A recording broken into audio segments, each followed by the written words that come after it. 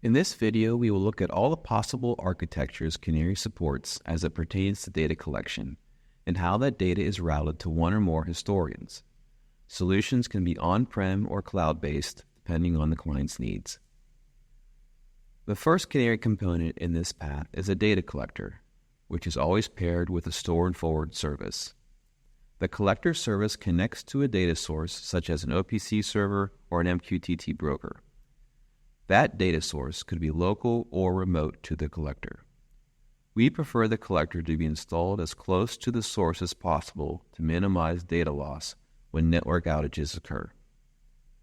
Once Canary receives the data from the source, it is handed off to the store and forward service, which is responsible for transporting it to the historian. The historian could be local or remote from the collector. If the historian is remote, it too will be paired with the store and forward service responsible for receiving inbound data. If the connection between the two store and forward services is broken, data will buffer to disk until the connection can be reestablished.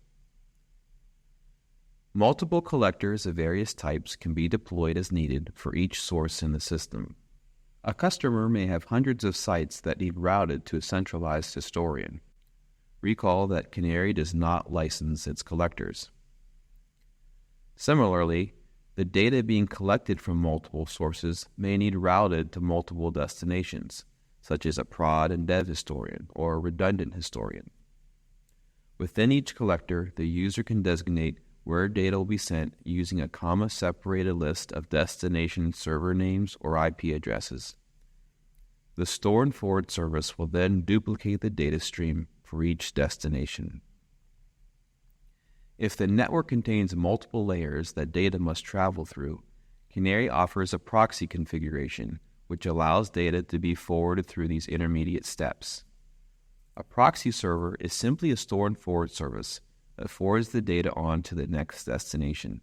This could be a single historian server or multiple. Again, the store and forward service can duplicate the data stream as needed. It may also be that data needs stored locally, then forwarded on to another historian. Here too, the proxy configuration can accomplish both. In this example, we can see how inbound data is stored at the site level, but then forwarded on to the enterprise level.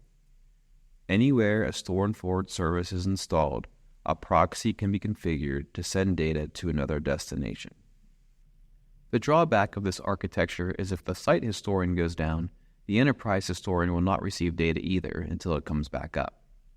If the network can allow it, it is better to dual log from the source, eliminating any intermediate hops.